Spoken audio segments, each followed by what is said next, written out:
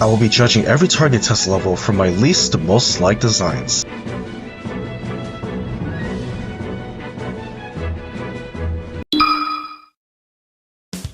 Number 25 is Zelda.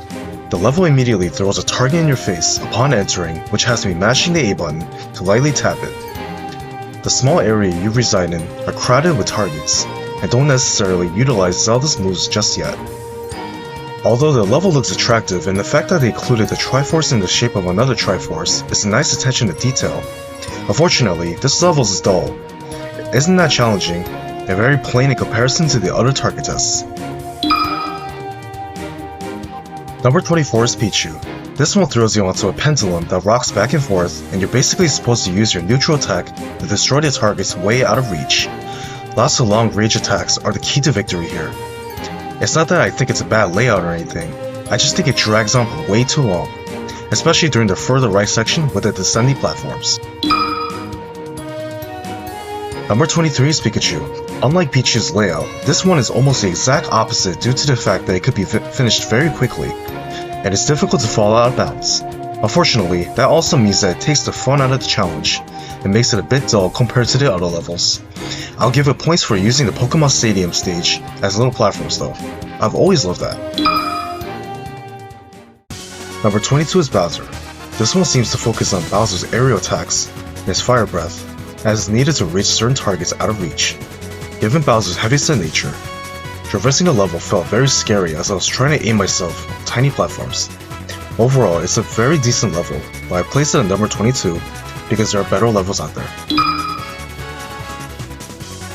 Number 21 is Donkey Kong. I love how there are two targets right next to you at the beginning of the level, which urges the player to use down smash. I was trying to do that, but my keyboard control said otherwise. As for the layout of the level itself, it's very similar to Mario's theme with the Donkey Kong arcade vibes.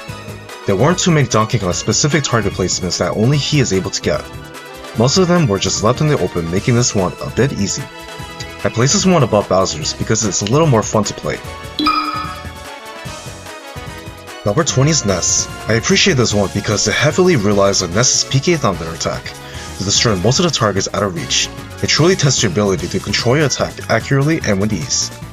Although it was on the short side, it's one of my favorite skill-based ones. Number 19 is Samus. This is another level that places a target right next to you, just begging to be destroyed upon starting. I also love the layout of the stage with this gray and red color scheme. I find it cool that this teaches you that you are able to enter small spaces, like rolling as she enters a ball form, just like an original game. It also teaches you to use the bomb drop move, which can come in handy. Number 18 is Mr. Game & Watch. This one is impossible to fail as you literally cannot fall off the stage, and every target is crammed together. I love how they use the original Game & Watch to serve as a map, and the way the targets are left to their own devices. It performed efficiently, this one can be done extremely quickly. Number 17 is Luigi. Just like with Mr. Game & Watch's level, this one can be done extremely quickly if done correctly. I also love that it features a tiny GameCube right smack in the middle, and a load of bumpers floating around screwing you over. I love this one because of how chaotic it gets, and kinda suits Luigi's unpredictable nature. Number 16 is Mars. I gotta say, I love the blue blocks used in this one. The level layout is some sort of mini maze, and it requires you to use your recovery move precisely. The placements of the bumpers makes this one slightly more difficult, as it is easy to fall off the stage due to one misstep. Number 15 is Mewtwo. This one is a bit annoying because of the blue and red block obstacles flying around, which knocks you down repeatedly. Other than that, it's a good challenge to accomplish while trying to beat your own record. Number 14 is Roy. This is basically an improved version of Mark's level. This one also focuses on your recovery move. You need to position yourself just enough to be able to hit the targets inside the blocks. It feels satisfying to pull off and provides a bit of a challenge getting to the other side. Overall, this one is great. Number 13 is Dr. Mario. This one has you carefully aim your pill and requires a lot of jumping in order to finish the level, all while timing yourself to stay atop the shifting platforms. I admit, this one took me multiple tries as a kid, due to how precise you need to be, but your movement and one tiny mistake can be fatal. Number 12 is Jigglypuff. This one tests your ability to jump while controlling yourself gracefully. The first section has you hopping right smack in the middle of these scorching hot obstacles, which launches you sky high if touched. This level also teaches you that Jigglypuff can avoid obstacles and attacks by crouching to dodge the incoming blocks. The last section has you conserve your puff jumps while simultaneously using your side B to gain horizontal distance and puffing up, which always feels super good to pull off. Overall, this level is really solid in my opinion. Number 11 is Peach. I like this one because it prioritizes return dip and parasol attacks to destroy out of reach targets, as well as practicing using your floating abilities and using a ground attack. I also like the appearance of the stage itself. It reminds me of a castle from Super Mario 64. Number 10 is Captain Falcon. I absolutely adore how the level is designed with its F-Zero assets. I also love the farthest left side of the stage. It requires you to use your Falcon Punch with perfect timing, which teaches you to save it for the right time during a real match. Overall, it's just fun to mess around in this map. Number 9 is Ganondorf.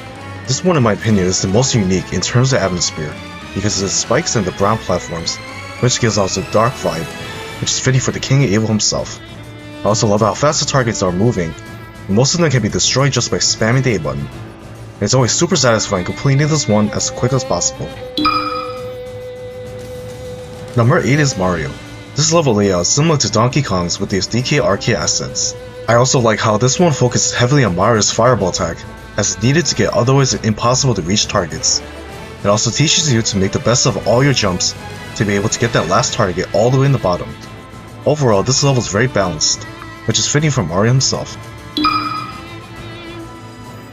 Number 7 is Yoshi.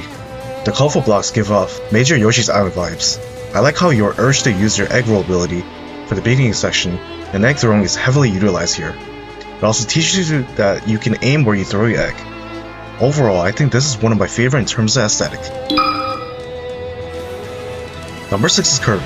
Upon starting, you have this overwhelming urge to use your rocket ability to slam all the way down to the bottom, which always feels so good to do.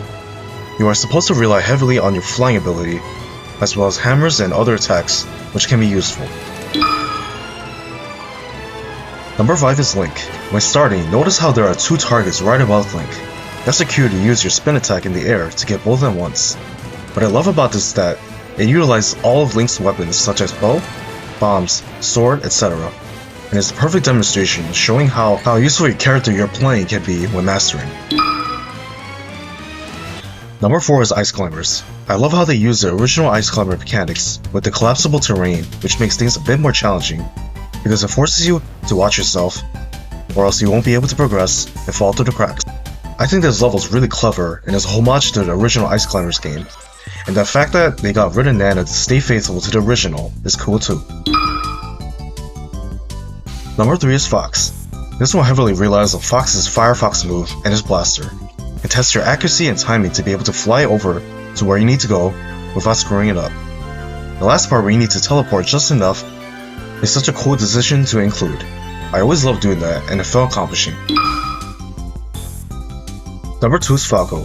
This is basically the same as Fox's but on steroids. Right off the bat, there's a lot to take in. For one thing, the targets are moving at insanely high speed, and some are straight up at teleporting. It's up to you to use your blaster with great timing and hit the teleporting ones by predicting their next paths. Position is key here.